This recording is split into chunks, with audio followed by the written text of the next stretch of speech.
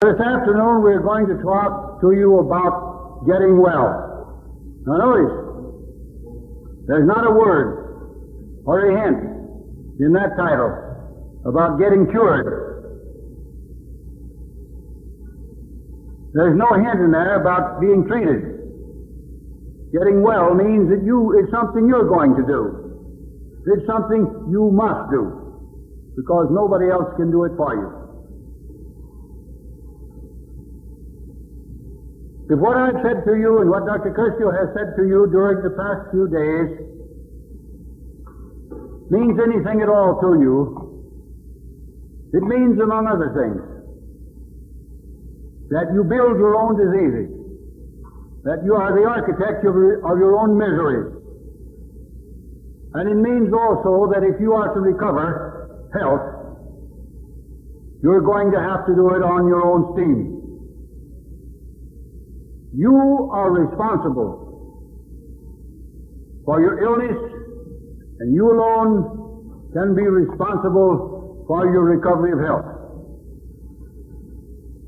Recovery of health is not something that somebody else does for you, nor is it something that somebody else does to you, but something you must do for yourself. Now this is true for the reason that you are the one who have done the things that have produced your troubles.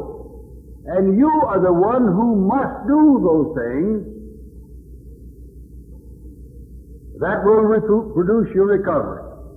For example, your troubles are due to certain violations of the laws of life, as we have explained them here during the past few days. In your eating habits, in your working habits, in your sleeping habits, in your emotional habits, in your sexual habits, and in the various other features of your mode of living, you have violated the conditions of health.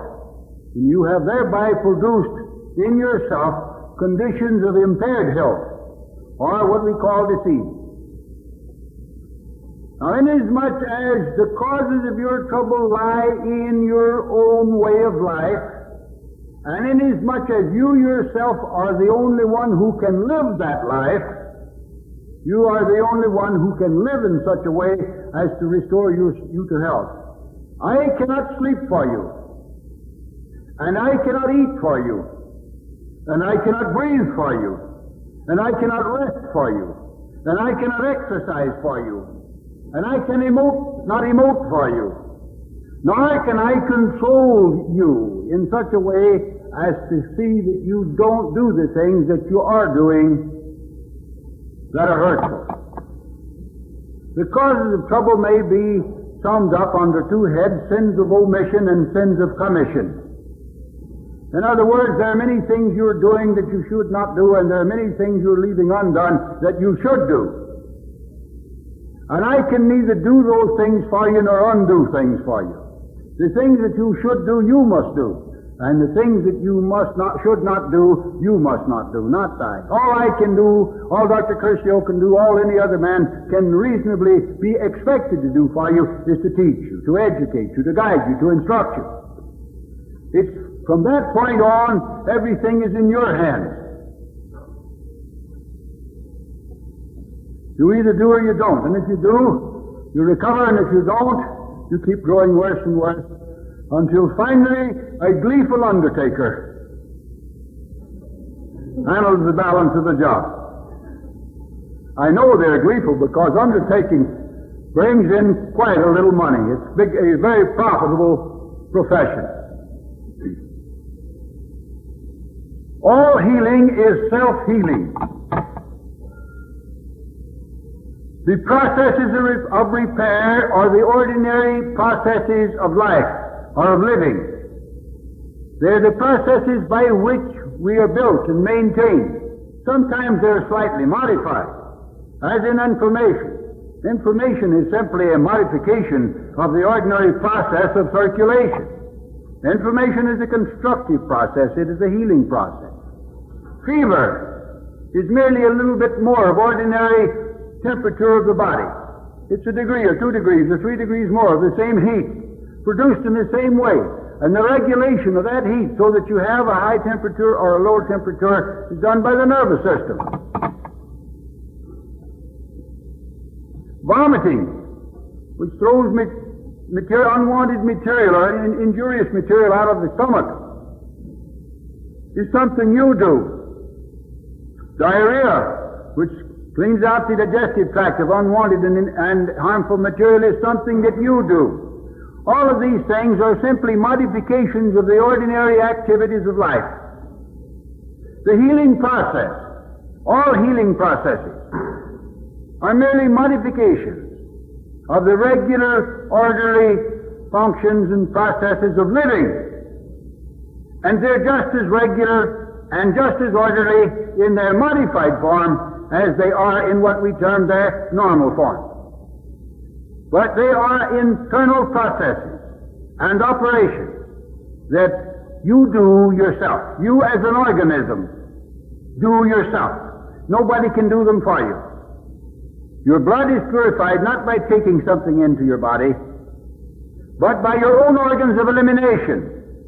If there's damaged tissue, that is healed by the ordinary processes of cell renewal and cell multiplication. So that you do it. Now, inasmuch as healing is something that each of us does for himself, and inasmuch as healing processes, restorative processes, are in continuous operation in our bodies, from the time the first deviation of normal takes place in that body, until it succeeds in restoring us to full health, or until we are dead, we get well or not, depending upon what we place in the way of those healing processes. They go on continuously. Why are they not always successful? Because we keep adding to the causes of our trouble.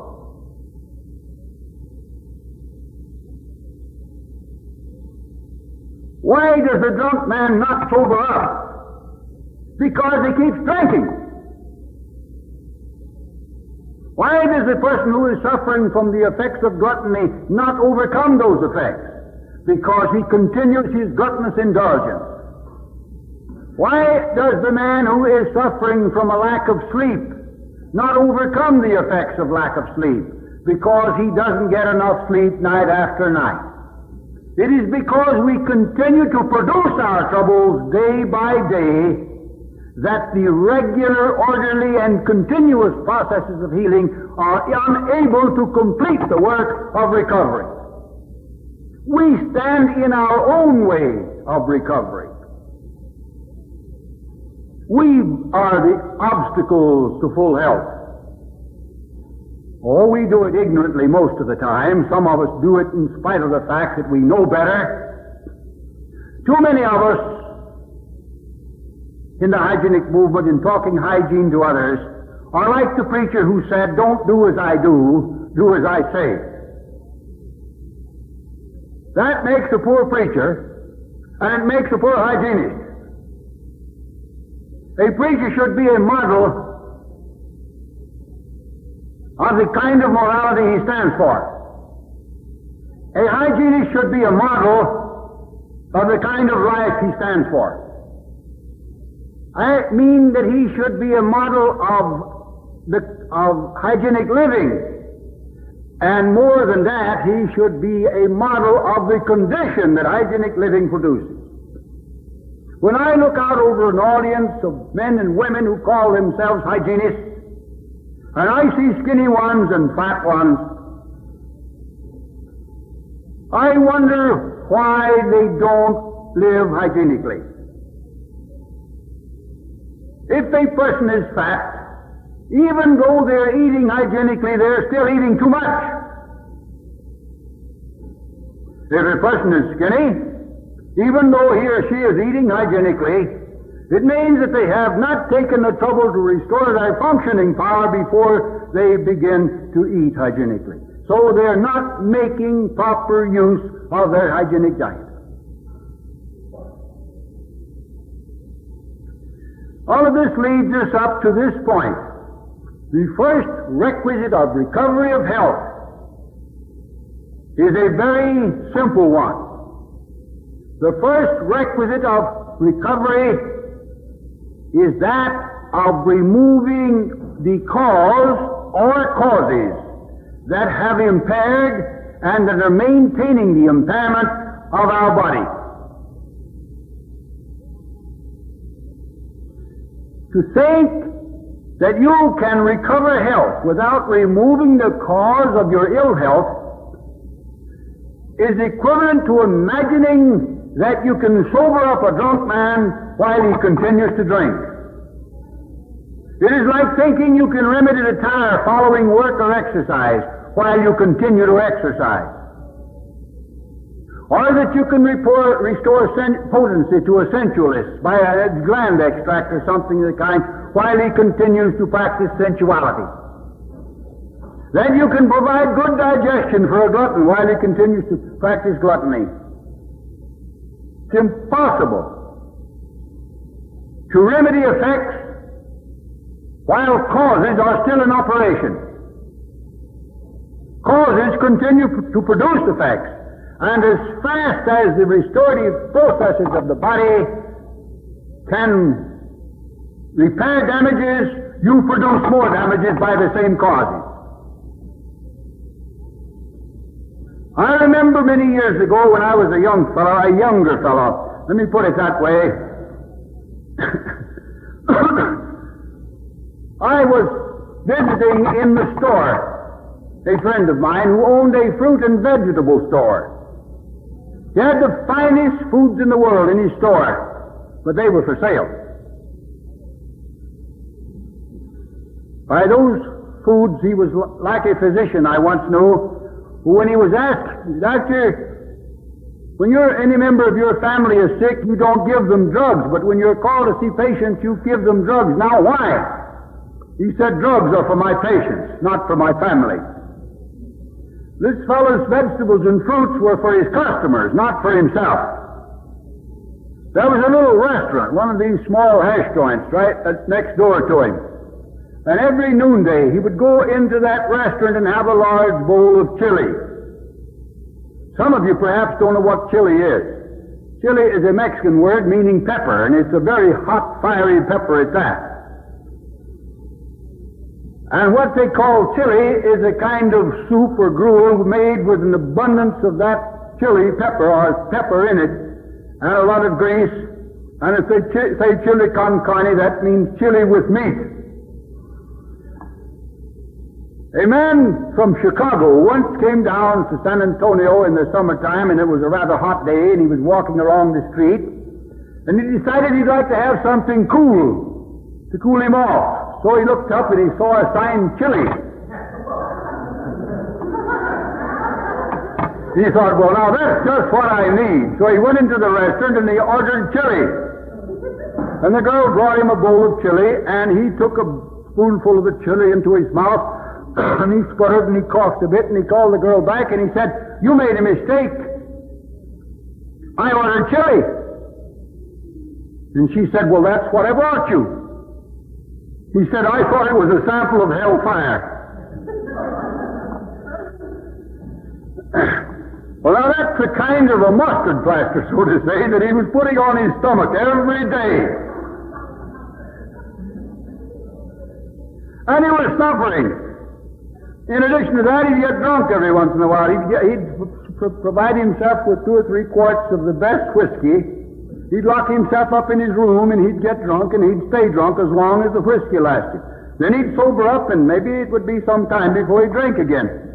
But that was his way of handling himself. His whole mode of living involved a lot of very flagrant violations of the laws of life. On this particular evening, when he closed his store, we started walking together. For about 4 blocks we walked. When we came to the parting of the ways where he went north and I went south, and at the corner where we parted there was a drugstore. As we neared the drugstore, he says, "I've got to go in here and get something for my stomach.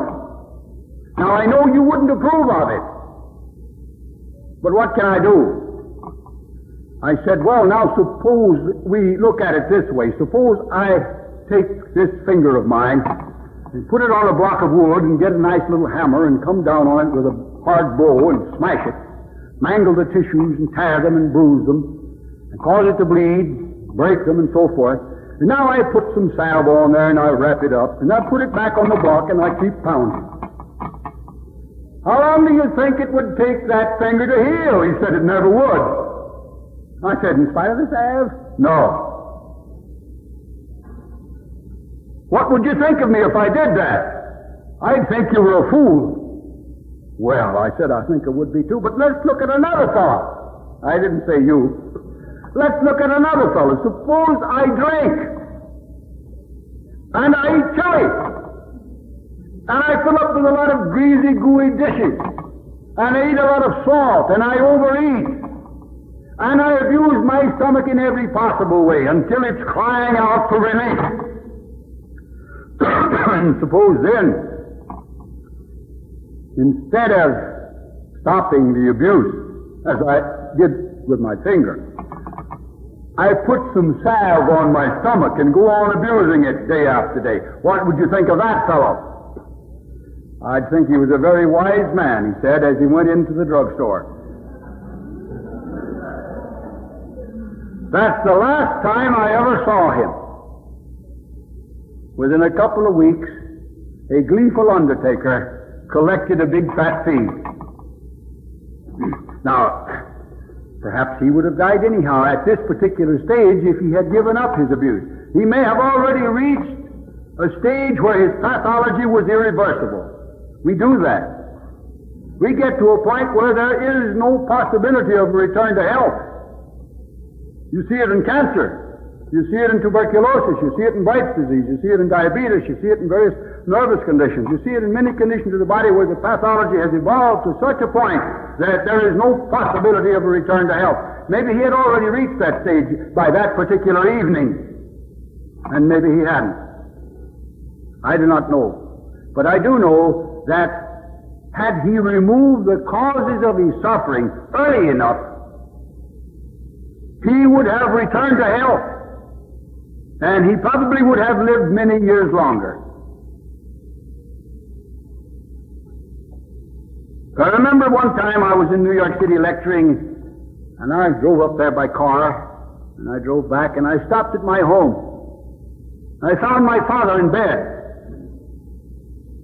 He was 72 years old. He said, can you do anything for me? My father had always opposed, from the time I bought my first copy of Physical Culture back in 1911. Mr. Gould says it was a tattered copy. Actually, I bought a new one off the newsstand. From that very day, right up until that time, my father had always opposed everything I stood for. He had been brought up in the old school. He believed in his medicines, as he called them. He believed in the pills and the powders and the potions and the poisons and the pukes and the purges of old school medicine. And when he got sick, he wanted real medicine. But now his old school had said to him, we can't do anything for you. At the most, you have 6 months to live. 6 months. He said to me, I'll do anything you say. I'm dying. I know it and my physicians know it, and they say they can't do anything more.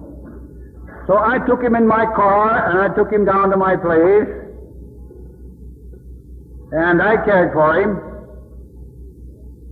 And he was a building contractor and he had some jobs at home he had to go back and look after. So after a time he went home, and then later in the year he came back and went through another period of care. Now, my father made a splendid progress under those 2 periods of care, but he wasn't willing to give up his habits of living and completely change his life. Nonetheless, he lacked 30 days reaching 80. In other words, he lived 8 years instead of 6 months.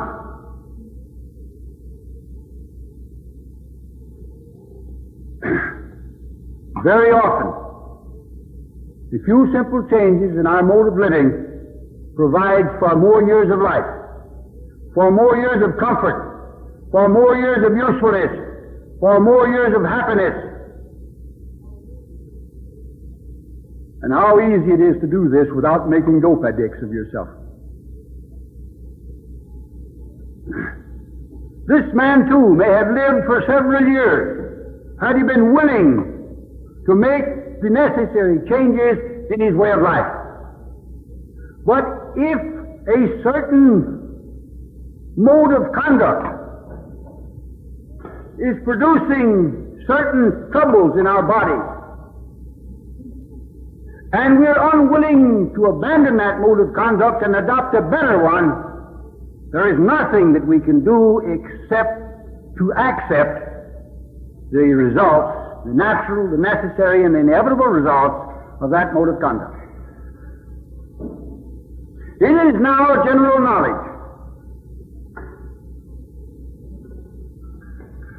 It has been well publicized.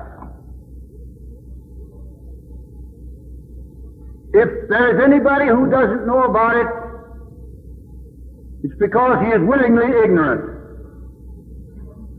It is now general knowledge that cigarette smoking, and I don't think we should exclude tobacco and cigar smoking from that indictment also, is a big factor in the production of cancer of the lung. Knowing that, why do we continue to smoke? Knowing that, why do physicians continue to smoke? Knowing that, why do chiropractors continue to smoke? Osteopaths and naturopaths continue to smoke. A few years ago, I got a wire from a physician in Illinois. He says, I am landing at your airport at such and such a time. Please meet me. I met the plane. A man walked out of the plane with an assistant holding him so he wouldn't fall. And he had a cigarette in his mouth. And he came down the gangplank, and he was so weak we had to take him over to his seat and sit him down until I could get my car in to get him. The man was bleeding from the lungs. He brought along x-rays and clinical reports and everything of the kind from the examinations he had been through. The man had cancer of the lungs. He was a physician, a medical man. He had cancer of the lungs. I said, Doctor, why do you smoke? Smoking doesn't cause cancer, he says. I said, I don't believe anybody ever said it did. But they said it is a big factor. No disease, no matter how simple it is the result of only one cause. Also called diseases are the complex effect of a number of correlated antecedents, and that's true of cancer as it is of a cold. There are many causes that contribute to the production of an effect. Many factors that constitute the cause, let us say. And cigarette smoking is only one factor, but it's a big factor. Yes, he said it probably is. And I said, Doctor, you know very well that nobody in this world can restore you to health. Why did you come down here? He said, I'm grasping at straws. Well, he waited too late to grasp at straws. He lived about 24 hours after he arrived there. He was a dying man when he left home. He'd been dying, as a matter of fact, for months. And all that time, with the knowledge of the effects or the office of cigarettes in producing cancer of the lungs, or in helping to produce it, he had continued to smoke. No thought of removing cause.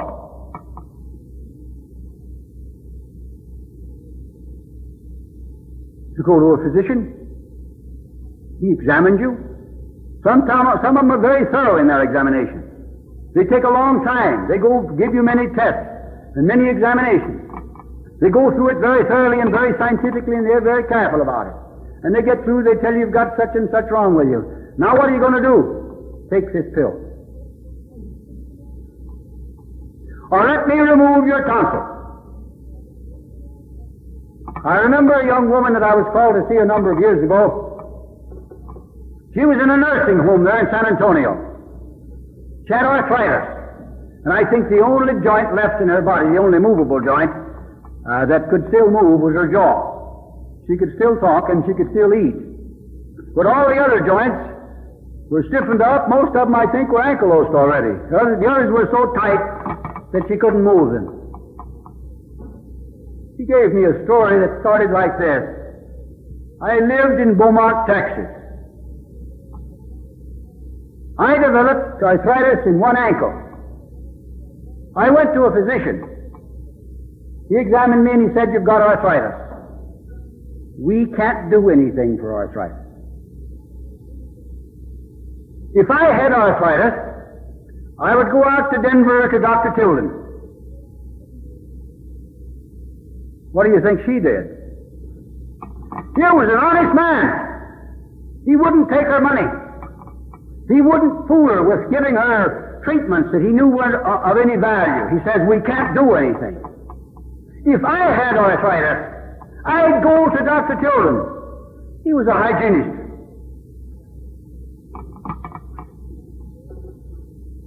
What do you think she did? She went across the hall to another man. And he said, "Well, you've got arthritis. You got some abscessed teeth. We'll have to pull your teeth." So they took out her teeth. And then she developed arthritis in the other ankle. So she had it in two now. She went back and he said, "Well, we'll have to remove your tonsils." So they removed her tonsils. Then she developed arthritis in the hip joint. Now she had arthritis in three joints. Well, they discovered that the trouble now was in the appendix. She had an infected appendix. Well, out came the appendix. Other joints became involved. So, one of the ovaries was infected. So they removed the ovary. The arthritis spread to other joints. And then it was that she came to San Antonio. In San Antonio, they discovered that the other ovary was infected. So they removed that one. And now they said to her, "We have removed all of the causes of your trouble. We don't know why you don't get well." So, after a time in the hospital, while they put her into a nursing home where it was cheaper for her to stay, and it was in this condition that I found her. I didn't get her as a patient. She agreed to come. There was a painter painting the place that had seen her and had been under my care. And it urged her to call me in, and urged her to put herself under my care. And she says, "I'll be over there tomorrow." Well, the nurse called in, the physician was giving her aspirins at intervals, and the two of them talked her out of coming.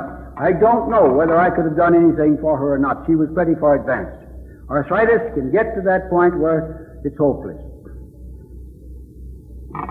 But I'm not sure that she had reached that point. I think I'm very positive I could have gotten her to free of pain. Some of the joints may have loosened up so she could have used them. The ankylosed ones would have remained ankylosed. That I'm sure of. But nonetheless, I tell you this story to bring out the fact that causes are not even considered in the regular care of patients. Oh, they said we had removed the causes. But actually, they had only removed organs and parts of organs. And organs are not the cause of disease. Parts of organs do not cause disease. Of course, from the medical standpoint, germs get into these teeth and tonsils, and they get into the body, and they get into the joints, and they cause trouble. But after they've already gotten into the joint, what's the use of removing the tonsils? What you have to do then, if you're going to get rid of those germs, is to remove the joint. And this poor woman, if they had undertaken to remove all of her affected joints, would have been left in a very pitiable condition. So, of course, the logical thing would have been to remove one joint from her neck.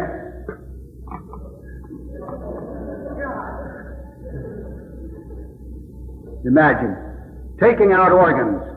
Why, they take you apart piece by piece and consign you to the surgical garbage pail in order to restore you to health.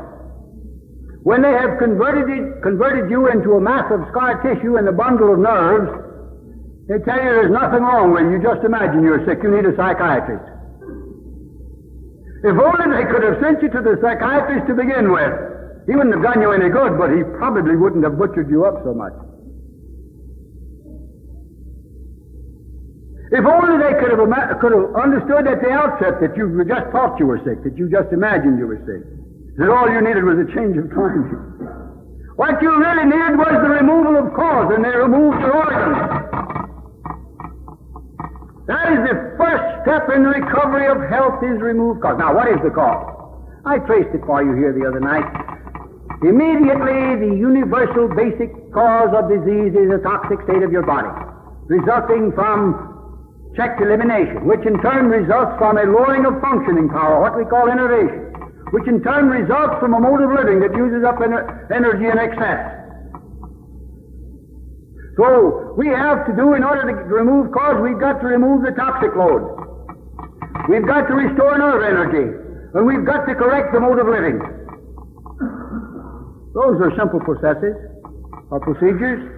Often they're not as simple as they seem on the surface. We get a hold of cases that we have great difficulty with, in spite of this apparent simplicity of things. We get a hold of others that they get well so quickly that, well, we just don't make enough money out of them.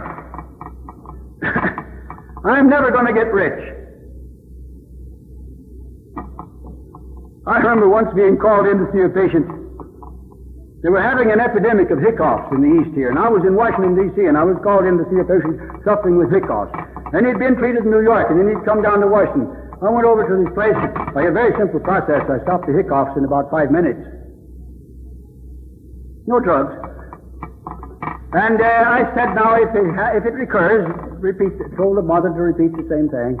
The next morning, I was supposed to go see him, and I went in about 9 o'clock to see him, and lo and behold, here he was going off to work. I said, how in heaven's name do you expect me to get rich if you get well so quick? Well, I'll never get rich, I know that. So I've already given up all hopes of the first million and started on the second.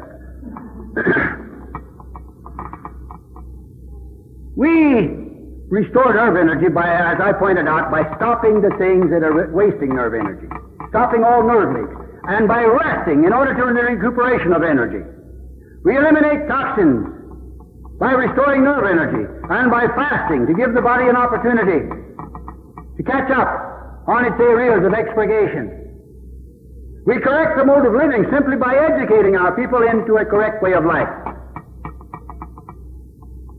So it's as simple as that. The second requisite of recovery is as simple as the first one.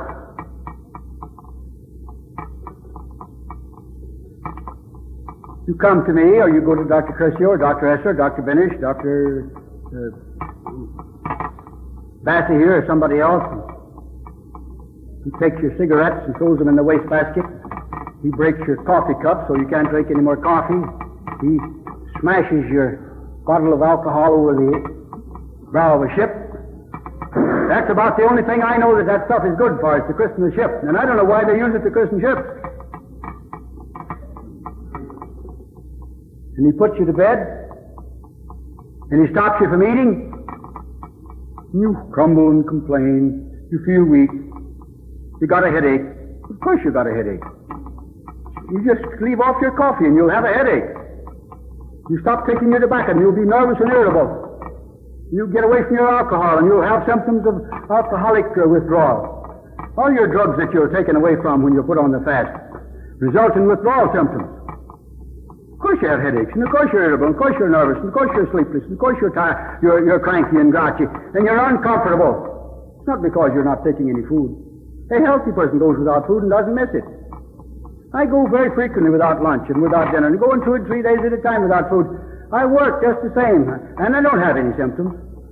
But I'm not a drug addict.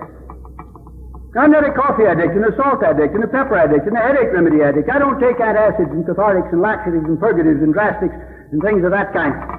I'm not constantly goading and pricking my organism with these things. So I don't have any withdrawal symptoms. But you do. I mean, if you've been taking these things, and he puts you on a fast, and you fast, your urine gets black. Sometimes it looks like ink. And Dr. Curcio told you a case the other night that it was thick like puree of pea soup or something of the kind. I've seen stuff come up vomited after many days of fasting. It looked like puree of pea soup. It was so thick. It came from the liver. Heaven knows what comes out of the human body, what can come out of the human body during the course of a fast. I've actually seen stones come out of the lungs. I remember one case where 3 stones, 2 came out. One came out one day, the next day out came another, the third day out came a piece of metal. Looked like a filling out of a tooth, but the man couldn't remember ever swallowing or taking in the filling of his tooth or anything of the kind. I asked him if he'd ever been shot. He didn't remember ever being shot. He never was able to give me any clue as to how that piece of metal got into his lungs. Then the next day came out the last piece of metal, of stone, and these stones must have been formed around the metal, and the lung healed up and everything was lovely. But it's amazing the things that come out of the body during the fast. You get cleaned out, you're thin, you're weak, you've gotten a good start on the road to health. Now you need something more. Your nerve energy is probably pretty well restored. You're pretty well cleaned out. And you've been for a time at least without your accustomed poisons, and without your gluttony and so on. Now you need something else. You need to build yourself up into a positive, vigorous state of health. You're more or less in a negative state now. You want to come up to a positive state. How are you going to do it? This is our second requisite of recovery. We must supply to the body in proper amounts and proportions and qualities all of the requisites of organic existence. Now what does that mean? That means, of course, that you've got to have arsenic. You must have penicillin. Then you must have cortisone. And you must have some of the other poisons, like, some of the tranquilizers. Or are these the things that you live on? Are these the requisites of organic existence? Are these the things that life needs in order to build and to maintain an organism? Do you build bone out of arsenic? Do you build muscle out of penicillin? Do you build glandular structure out of cortisone? Do you build nervous structure out of tranquilizers? Of course not. We build our bodies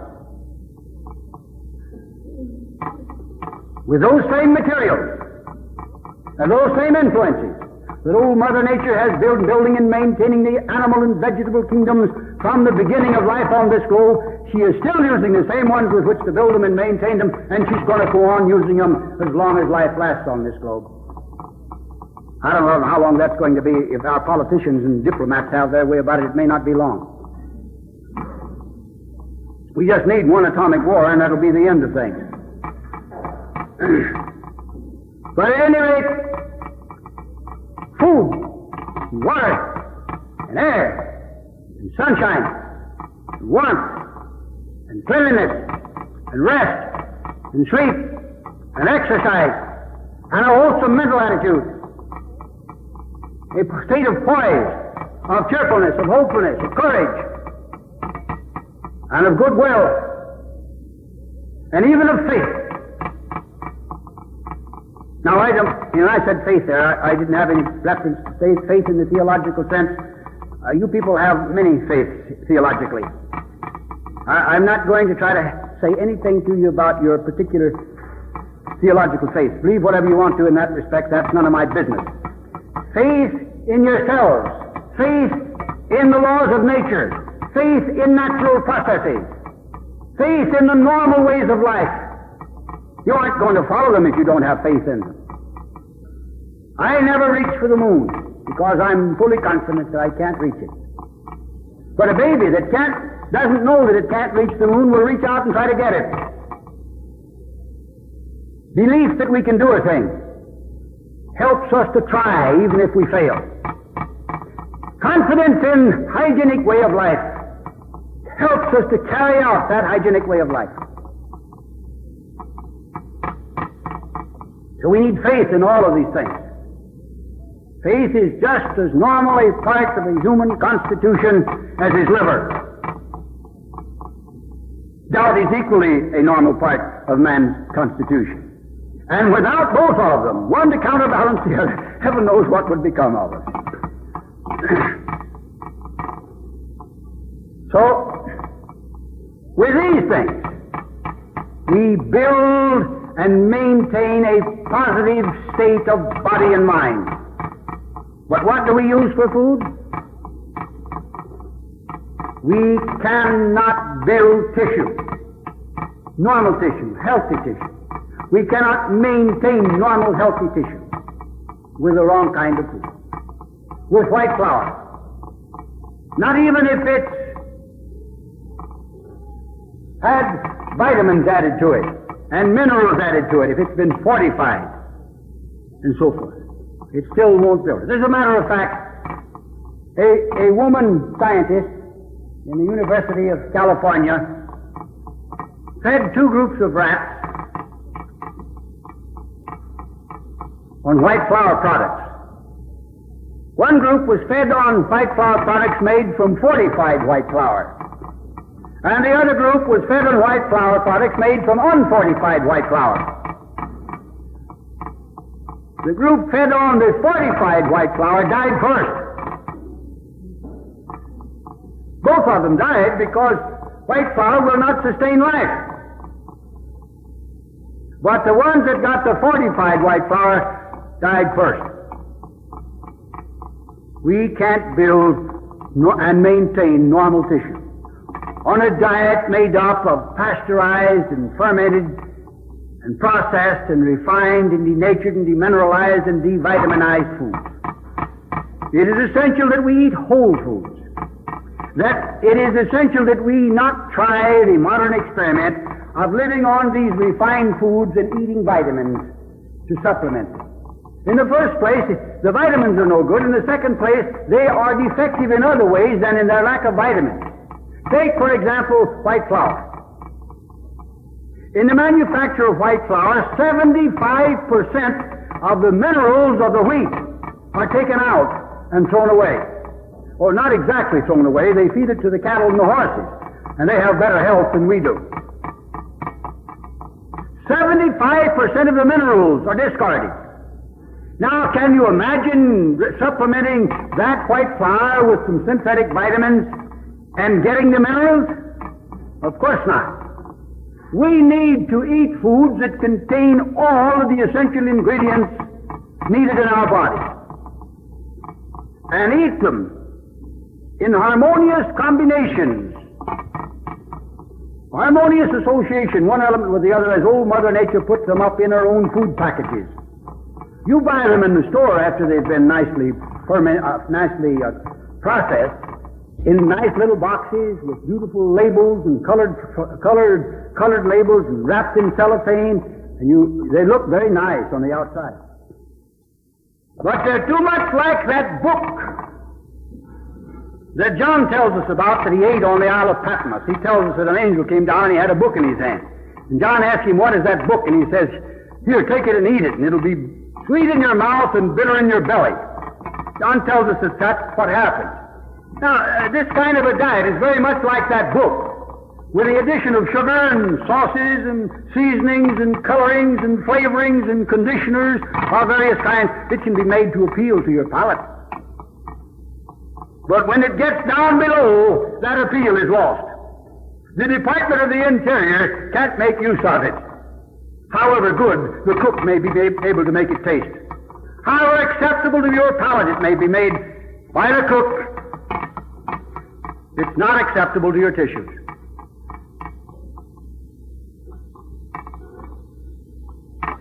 Mr. Toronto made a remark to me the other day, the truth of which was quite apparent to me for a long time, that I want to bring out here again. He says, very few hygienists take exercise.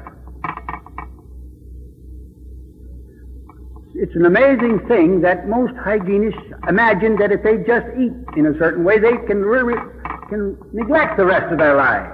Hygiene is a total approach to the problems of health, not a piecemeal approach. It is not a diet. It is a way of life. It is essential to good nutrition. It is essential to proper assimilation of food. It is essential to vigor. that we have exercise.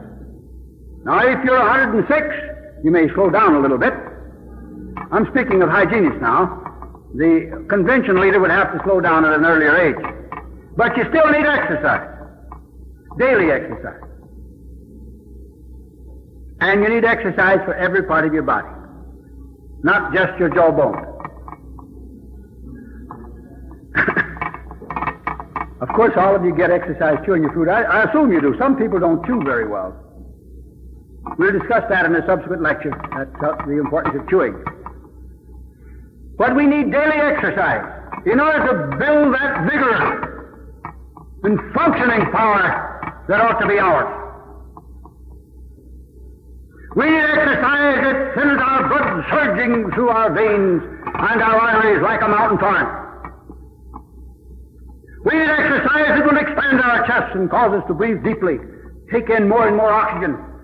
We need exercise that will remove the debris from all the hidden corners of our bodies. And we should have it daily. We're lazy. We're indolent. We plead that we haven't got time. There's an old story told about the devil and St. Peter. They got into an argument or into a discussion about who could mow the most wheat at the same in the field. So they divided the wheat field in half and they went to work to see who could mow the most wheat, who could finish the field first. After a time, St. Peter sat down to sharpen his scythe, and the devil got ahead of him. He got up and he went to mowing, and with a sharp scythe he was soon ahead of the devil. And the minute he sat down, a little while, he sat down and started sharpening his scythe again, and the devil got ahead. And he got up with his sharp scythe, and he went back to cutting, and he was soon ahead of the devil. But he sat down to sharpen his scythe again, and again the devil got ahead. And he got up with his sharp scythe, and he went to work, and this time he was about to finish, and the devil saw he was going to finish ahead, and he said, "St. Peter, why don't you sharpen your scythe?" Well, Peter didn't have to anymore. He still had a sharp scythe, and the devil's scythe had not been sharpened yet, had just kept getting duller and duller and duller, and the poor old fellow, he could hardly cut any more wheat. Now, St. Peter, in sharpening his scythe, had taken time out from his activities to prepare his instrument for work. And that's what one of the things that exercise means to it. We don't have time not to take time to exercise. We can't afford not to take time for it.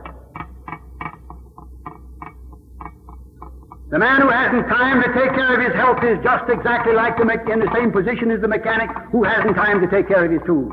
He soon doesn't have any tools, and you soon don't have any health. We must take time. There'll be plenty of time to think about it, and plenty of time to wish we had taken time when we are lying in a sick bed, suffering, having a whole staff of people waiting on us and looking after us, holding their time to looking after us when they ought to be doing something constructive. Frankly, I'm going to be very honest with you this evening. I think that doctors and nurses are parasites. I include myself in that group. We're doing something that should not have to be done.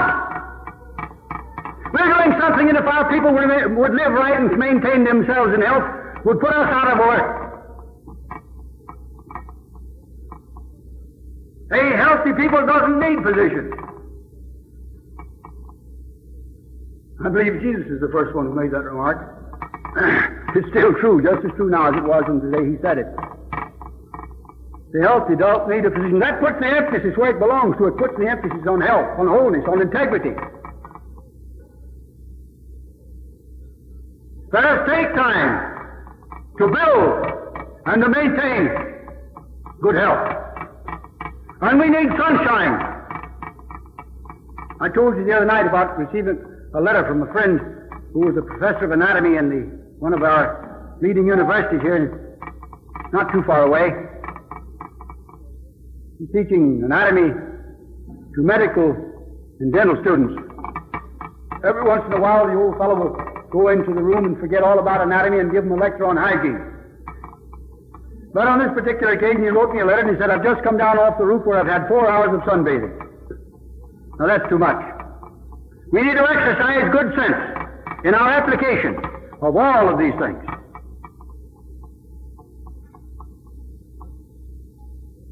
Get enough, but too much is harmful. If you must take a choice between little less than enough or too much, take a little less than enough. It'll hurt you less. We need daily sunshine. I know you don't get it in these smoky cities. I used to have my patients in New York City when I practiced. I'd go up on the roof of their apartment houses and take sunbaths on the roof. In shorts and halters, they can do it. You can go out to the beach in many places. In the smaller towns, you can take sunbaths in your backyard or even on your front lawn. It's always possible to get a sunbath. Let me see. There he is sitting back there in the back. There's Doctor back there that said he was out walking this morning and some thoughts were running through his mind and he said the old idea, where there's a will, there's a way, passed through his mind. And then he followed it up with the thought, where there isn't a will, there's weight. Perhaps I think he meant too much blubber. Where there is no will, there is weight. You haven't will enough not to overeat, well, you put on too much unrendered guard on your strength. We need to exercise our intelligence, following out a program of living, right living, neither to underdo nor to overdo in what we're doing. And that's true in sunbathing. We need daily amounts of rest and sleep that are sufficient to recuperate us from our daily wear and tear. It hardly makes any difference how hard we work if we get enough rest and sleep afterwards to fully recuperate before we begin working again. Hard work is not going to hurt you so much if you have your periods of rest and sleep and get enough of it. I do not believe in long hours of hard work. Today we believe in the 8-hour day. I'm fully convinced that the man who is doing heavy physical labor is injured when he does more than 3 hours of it in a day. We're coming to the 3-hour day sometime in the future. At the present time, we still worship the 8-hour day. How's that? Some industries have 7. That must be the banking industry. At any rate, let us see to it. In New York, I don't know how it is now there, but they used to have the saying among them, it is never late until 12 o'clock, and after that it is early. So they got to bed anywhere from 12 to 2 in the morning. They had to wake themselves up with an alarm clock. They couldn't wake up. After they got up, they had to have an eye-opener, or they couldn't dress themselves. Want to give me that glass of water? Here's another thing that we need. I mean water. This is a chlorine cocktail.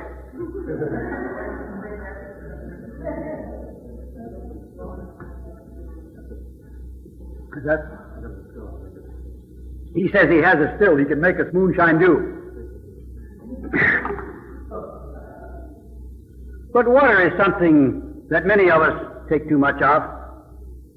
We have the idea that we must drink so many glasses of water a day. I saw a little primer recently that was for children in the school. It's a health primer. And it showed in the picture a number of glasses sitting on a table. And the number of glasses there was the number of glasses of water the child should drink each day. If I remember correctly, there were 8 glasses. That's more than they used to say. They used to say 6 glasses a day. I remember when I was on the staff of the New York Evening Graphic a number of years back, I received a letter from a lady in Savannah, Georgia, telling me that the physician had prescribed for her boy 23 glasses of water a day. And she asked my view of it. And I wrote back and I said, I think that would be entirely too much trouble. If I were you, I'd take him down to the firehouse and have the boys turn the hose down his throat. Now, it's silly to tell anybody to drink so many glasses of water a day, because the amount of water we need varies with our age, with our condition, with our activities, with the climate, with the temperature. with the kind of food we eat. Some people get along all the time without drinking any water at all, because the food they eat contains in the form of juices, vegetable juices and fruit juice and so forth, all the water they need. Others get along with 1 or 2 glasses a day. Some take 1 or 2 glasses a week. You're perfectly safe in drinking according to thirst, providing it's genuine thirst. If you eat a lot of salt, there's an irritation of the stomach that you mistake for thirst. And you drink, and you drink, and you drink, and you still drink, and you're still thirsty, you're still irritable, your stomach is still irritated. You just can't get enough water to satisfy that fictional thirst, because it's not thirst.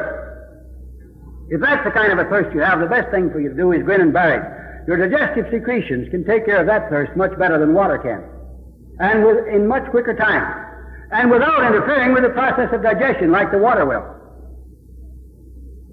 Drink according to instinctive demand. I'll give you more about drinking when we come to discussing how to eat.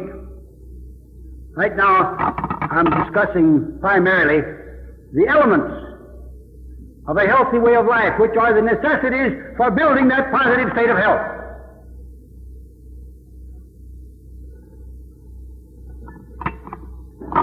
What's that? All right, he says it's about time for questions and answers, and I've got just a few more words I want to say. I want to sum up, as a matter of fact. Our first requisite of recovery, then, is the removal of all causes, not part of them, all of them. I had a man say to me once, which is worse, overeating or cigarette smoking? I said the overeating probably is. Good. I'll smoke. I didn't tell him to smoke. I said between the two evils, the one is probably less evil than the other. But where there is truth in the world, we don't have to choose between two evils. We can choose truth and follow that. Here was a place where the man could have discarded both evils, and should have discarded both evils. So when we remove cause, let us look for all of the causes that are producing and maintaining the impairment of our organism, and remove and correct all of them.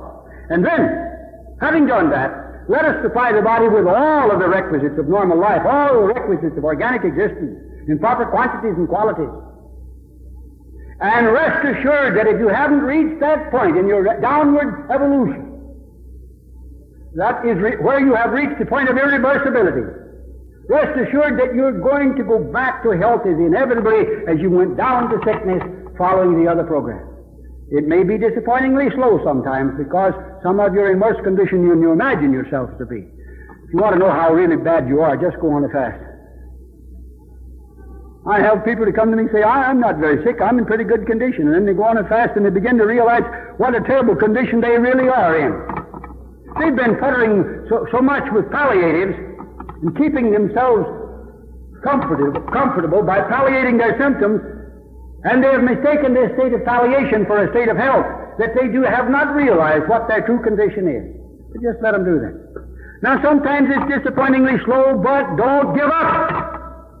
Get on the right road and stay on it, and don't deviate from either to the right or to the left. Stay with it. It'll work. You'll regain health. You'll regain strength. And then you'll maintain it once you have gained it. Now let me say one more word. In getting well from any condition, it is not a straight rise. Let's suppose the top of that door there represents full health, and this platform that I'm standing on represents your particular condition of ill health. And you're going up from here to there. You're not going up in a straight line. You're going up in a wavy line. There are going to be ups and downs. There are going to be days when you're feeling good, weeks when you're feeling good. Then there are going to come crises. There are going to be times when you're feeling bad, and you say, I guess I'm on the wrong road anyhow. This may be all right for Mr. Smith, but it sure isn't good for Jones. But it is. You have the same physiological laws and the same physiological requirements that he has. And it is good for you. When you meet the physiological needs of your body, you have done all that can be done to build that body. And they're the same with you as they are with Jones and Smith. But you're going to have those ups and downs, and there's this thing hopeful thing about it. As you go further and further towards full health, the downs become less far, they dip down lower and become less frequent, and the ups go a little higher and they come closer together. Until after a while you reach full health where you level off, and there you can maintain full health. For heaven alone knows how long, and heaven won't tell us. Now, you want to say anything before we start the question? Sorry to interrupt this wonderful, inspiring talk given by Dr. Shelton, but we have to leave time for the questions and answers. So, those of you who have any questions to ask, will you kindly raise your hand, and Dr. Shelton will answer them. You know, he warned me that this thing is out of order, and I didn't talk him to it, didn't he? Did you hear what he said? It doesn't make any difference. It's all right? We're picking it up on tape. Okay. Here's your question first. Dr. Shelton, you spoke about ankylosis of the joint. I think there are some people who may not know what that is. An ankylosis of a joint is merely a case in which the joint is grown together. You've got a union of one bone with the other bone by the formation of new bone substance in there. All the joint structure is destroyed. All the synovial membranes and all the other membranes of the joint are destroyed. There isn't any possibility of restoring that joint. Even if you broke it, it'd simply go back together again. You'd still have an ankylosed joint. Now, your question. How do we know what amount of restoration? To begin sunbathing, you don't know what amount because you don't know how much you can take safely and beneficially. So you begin very lightly. I start my people with 5 minutes on the front surface of the body and 5 minutes on the back surface of the body. I have them to increase that time of exposure 1 minute each day. That is, the first day it's 5 and 5, the second day it's 6 and 6, the third day it's 7 and 7, the fourth day it's 8 and 8, and so on until they reach 30 minutes on each side. I don't let them go beyond that. That makes a full hour of sunbathing, and that's ample. Anything beyond that may be considered too much. I make them take their sun bath in the early morning while it is still cool. If it is cloudy and the sun does not get out until it's hot, I have them to omit their sun bath. Or they may take sun bath on such days in the late afternoon, but the morning sunbathing is still better. Get it early when it's cool. Don't overdo it. Start lightly, and as you gain a little more tan and so forth, you can take a little more. But an hour is enough for anybody. Your question.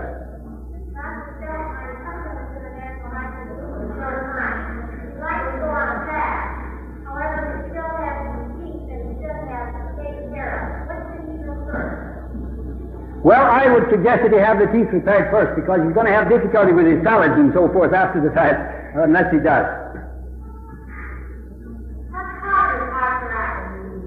Arthritis is a condition that grows out of toxemia, a toxic state of the body, which grows out of sex elimination, which grows out of a mode of living that uses up nerve energy in excess. In all cases of arthritis, we have a history, besides the innovating mode of living, we have a history of an excessive intake of starches, sugar.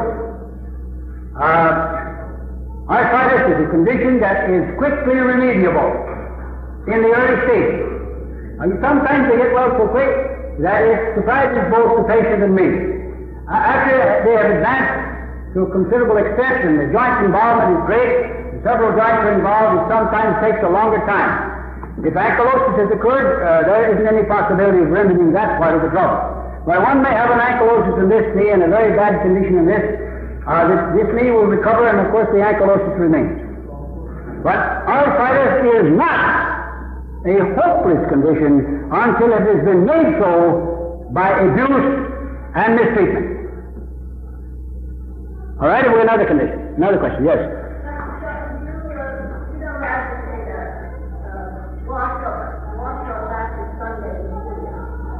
I don't see any objection to taking a bath after sunbathing. You do sweat very often, and I let my patients take a bath immediately. You never mentioned anything about water packs.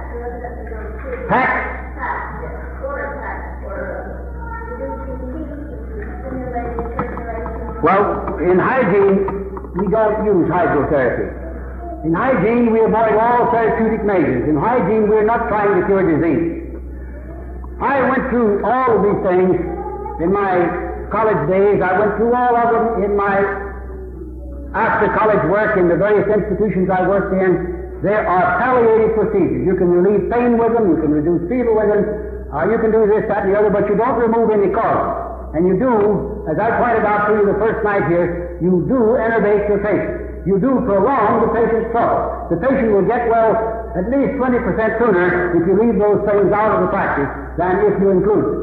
Well, I enervated myself doing it because I nursed about 6 or 7 people in my own family, and I was advised by a hygienist, and I gave Tax and disinfect so long that I didn't bore myself. You enervated yourself along with the patient. Yes. This reminds me of a woman that came to me from Pittsburgh one time. She had attended the lectures of some of these peddlers that were put on these patent food shows instead of patent medicine shows. And he had come to Pittsburgh and given a series of lectures, and among other things, he was selling a juice machine. And she bought one of them to get well. She was going to drink juice, and she was going to take that juicy way into heaven.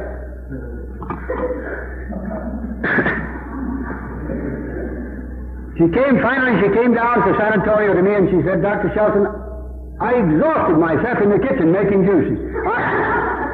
There was a woman who needed rest, and they gave her work to do. There was a hand up over here. Why no salt? Well, didn't you hear Dr. Crescio's lecture the other night? I see. Salt is an inorganic substance, not usable by the body. An irritant, a poison. Do you realize that in some parts of China where they don't have other materials to commit suicide with, they do it with salt? Salt is a poison. Now, a salt is not violently poisonous. You can take quite a bit of it without killing yourself. But you don't take it without hurting yourself. Salt is eliminated from the body with difficulty. So it accumulates in the body, and it's deposited out of the circulation in the cavities and under the skin, producing a condition that we know as hidden edema. A heavy salt eater will have so much bind under the skin that you can push into his skin there and you leave an indentation. That takes some time to fill out. Now, if he gets out and does a lot of heavy exercise and does a lot of sweating, he'll sweat it out and he'll get a lot of bind on his shirt. And when his shirt dries, you'll find a lot of streaks of salt along there. Because he's thrown out through the skin by this accumulation of salt. It damages the kidneys, it irritates the nerves. All you have to do to find out what an irritant it is just take a few pinches of it, or a few grains of it, and drop it into a cup. And this is a substance, Dr. Crescio calls it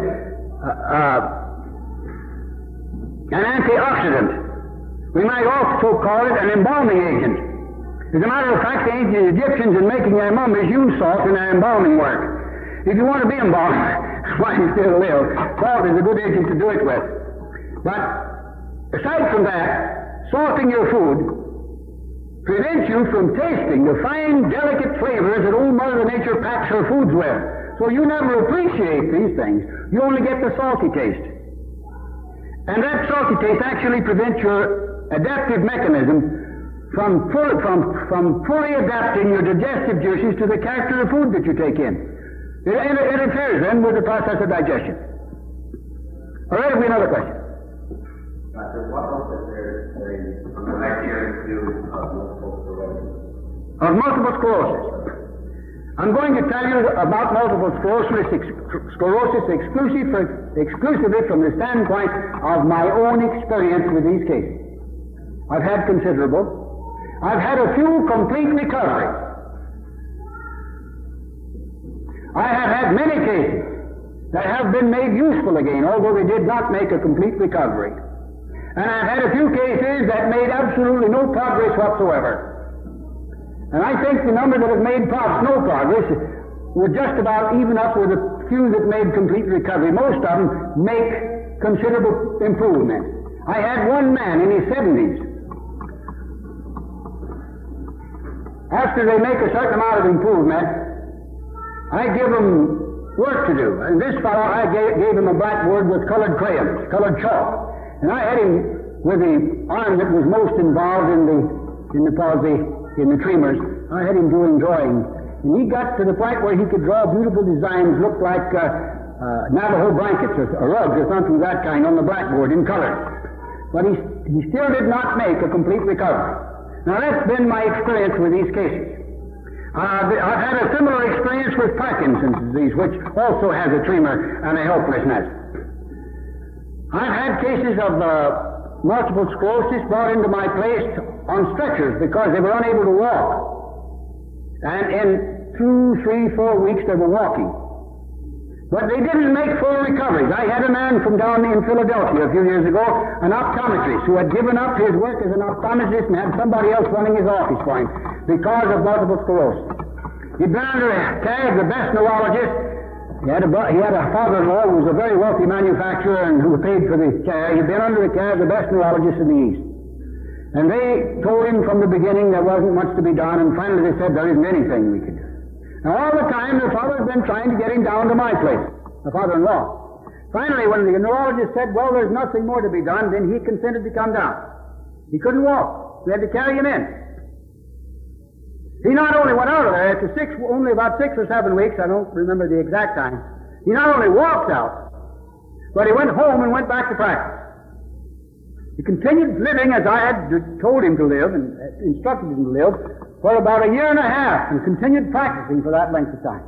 Then he quit and went back to conventional mode of living, smoking, to drinking, and to overeating, and eating denatured foods and various other things, with his father-in-law and his wife fighting with him all the time about it, trying to prevent him from doing it, but he did it.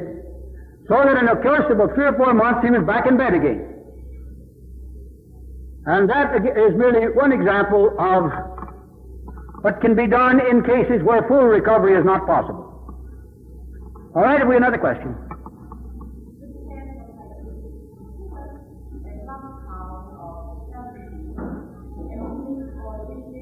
A blood count of 70? No, we'd consider that person dead. 70, a blood, you're thinking of a hemoglobin index of 70, I believe. Yes, that would be right on the borderline of anemia. I would say that the person was anemic. Well, we could bring that blood count up to, that hemoglobin index up to about 90 to 95 now, 98 in 2 weeks with fasting alone. Well, I believe most of it is evaporated and passes off in gas if you heat the water. Yes. I do recommend salt for mouth and what's in the mouth. I think that ought to be a question that ought to be asked the dentist. But I have an idea they recommend it because salt is an antibiotic, as Dr. Kershaw told you here the other evening. It does destroy bacterial life. And they are, like the medical boys, their medical partners in crime, perhaps I should say, they are engaged in killing bacteria. Their idea of restoring you to health is to kill something else. How's that? It's injurious to the gums, yes. It doesn't necessarily destroy them unless you go at it and... Pinworms are worms. They are not caused by anything. They're just worms that hatch from eggs. You get the pinworms, or the eggs of the pinworms, worms from some source, commonly in food or in water, and they find lodgment in the colons of children that have the catarrh state of the colon. If the child is in health, the pinworms are as helpless as a feather in a whirlwind. And you don't have any pinworms. If the child is not in health, the pinworms will take up a lodging there and start housekeeping.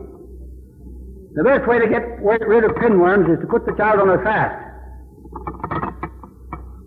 In view of the fact that the physiology of all people are the same, why is it that in some cases people cannot use, or seemingly not use dairy nuts as a source of protein, but seem to survive and thrive on dairy products or egg yolks?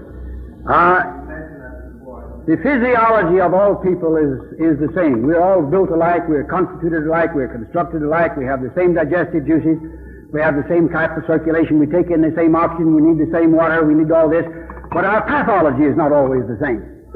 In other words, our impairments are such that one can do one thing and another can't because of the impairment. So we have to adjust our methods of care to fit the different impairments. If there weren't any impairments, there wouldn't be any adjustment necessary, and you wouldn't need us. We could get jobs at honest labor and get corns and calluses on our hands. Yes? No, there are no such things as growing pains. Those pains are pathological symptoms. They're symptoms of rheumatism. They're symptoms of toxemia, actually, but call it rheumatism or whatever you want to. They are pathological signs and symptoms. They mean that there's something wrong. Pain produces no pain. Growing produces no pain. Yes?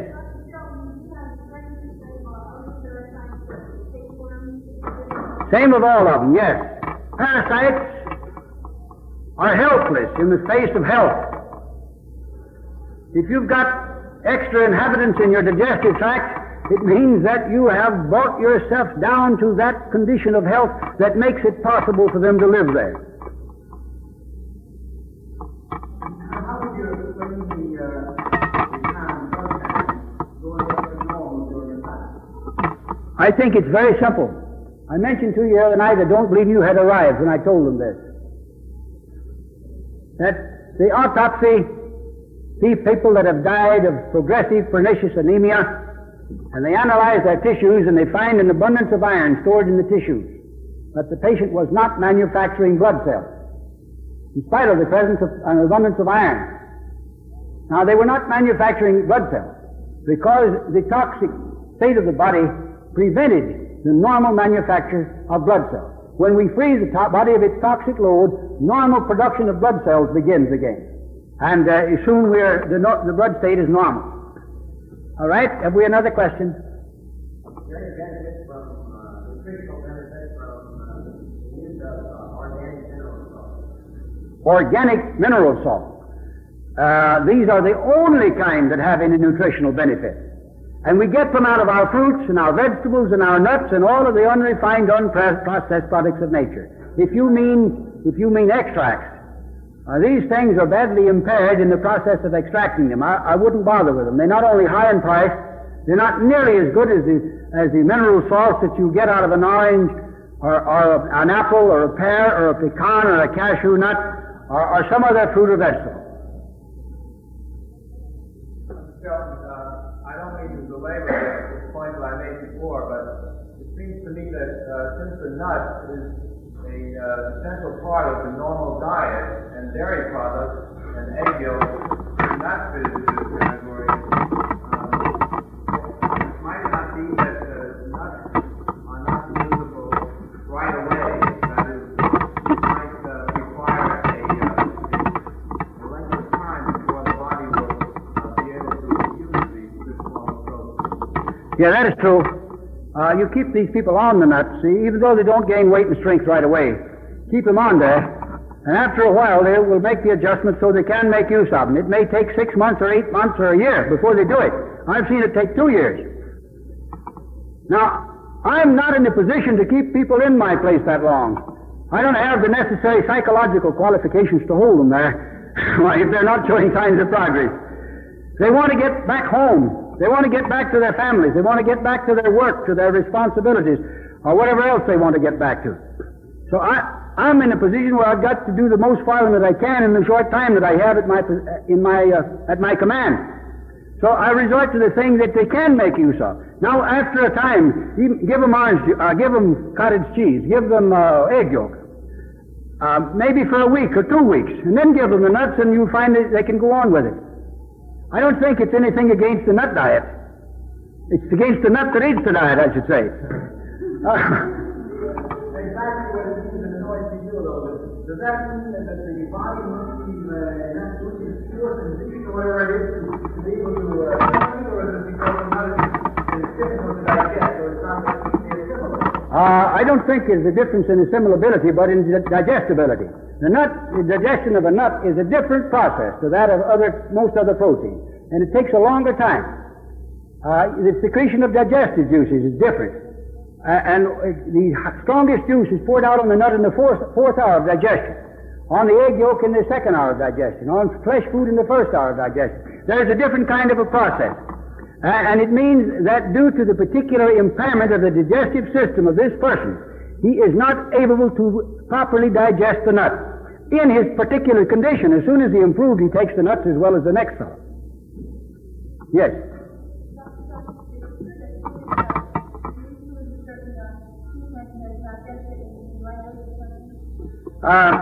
I think that Dr. Curcio feeds the watery foods, the more watery foods at the first part of the meal, and the less watery foods at the second part of the meal. And he has his reasons for this, and I think that we might say that at the present time this particular form of eating is more or less in the experimental stage. It is just possible that Dr. Curcio has hit upon a valid principle. And it's just possible that when he gets it fully worked out, why we'll make it an integral part of the hygienic system. I'm in favor of letting Dr. Curcio go ahead with that idea and work it out thoroughly to see whether or not it has all the virtues that he thinks it has.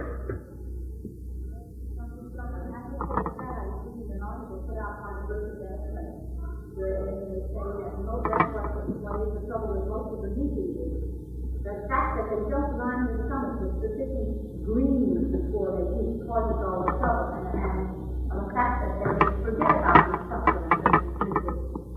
these supplements. Well, I believe that's a slightly different idea, and I don't believe you line the stomach with food. Yeah.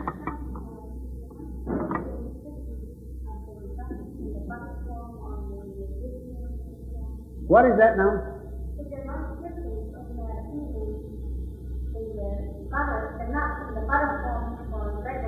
Well, eating nuts in the butter form means that you're eating nuts that have undergone quite a bit of oxidation, which means you have lost a lot of food value. In addition to that, you eat them without chewing them, which means they don't digest so well. Nuts ought to be thoroughly chewed. They ought to be reduced to the milky stage. Now, nut butters are permissible for the fellow who has no teeth. If you've got a good set of teeth, eat the nuts.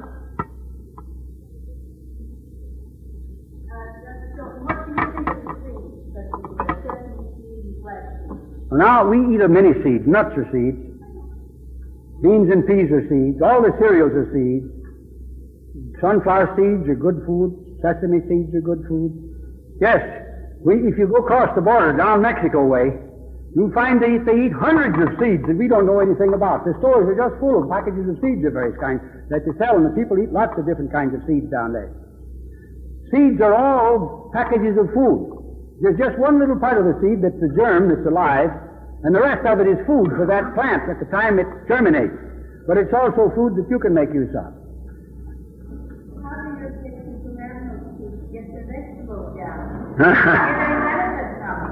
I often have patients that I have to run their food through a blender. Now, when we do that, we have to blend it and take it right to them and have them take it right away to get as little oxidation as possible. No, not soup. It's run through a blender and fed to them. It's almost a soup at that. It's a puree, more or less, let us say.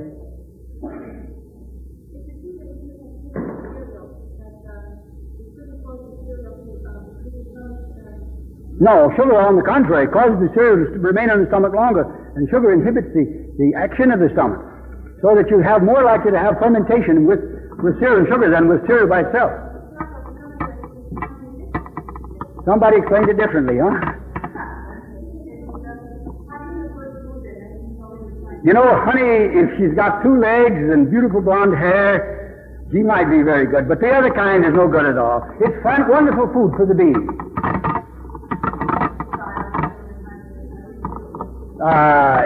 It's a highly concentrated sugar containing an acid that the bees put in there to preserve it that interferes with its digestion. And it's not a good food for you. If you were a hard-working physical laborer working outside and hard work, and if you had no nervous condition and no kidney trouble and no catarrh, you might take a little honey, providing you took it right. But how do you take honey? On your flapjacks or on your bread, which means you're wrong combinations. If you ate it on a stalk of celery or on a leaf of lettuce, it wouldn't be badly combined. And it doesn't taste bad that way either. Yes, but not with other foods. Just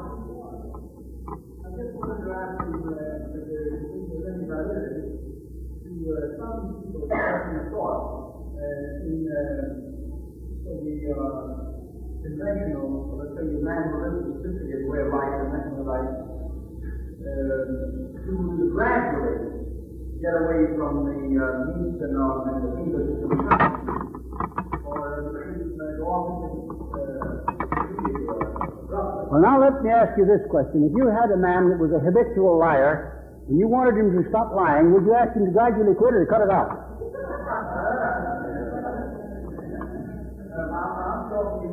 about the withdrawal pain, and it's just that in order conjunction with the nut, something is wrong with the body, and the body can digest good immediately. You're quite right, but it makes a more speedy and more satisfactory adjustment if you quit these evil things immediately than it does if you prolong them. And one of the troubles with this tapering off program is that you taper off to a certain point when you start tapering on again. You don't really carry it out. Your question over there.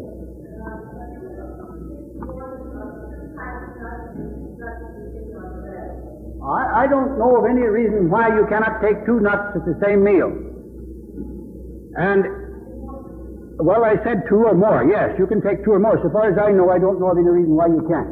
But I don't think there is enough difference in nuts. Now, I know there are differences in composition. Some of them contain considerably more protein than others. But I don't think that there's enough difference in them for us to split hairs over which is the best nut. Nobody's going to live on one nut, unless he's a genuine nut himself. You're going to live on a variety of nuts. So take those you like today and those you like tomorrow and the next day. All the nuts, as far as I know, are acid-forming, if that's what you mean. I don't know of any reason why you can't eat acid-forming food so long as you don't eat them to excess.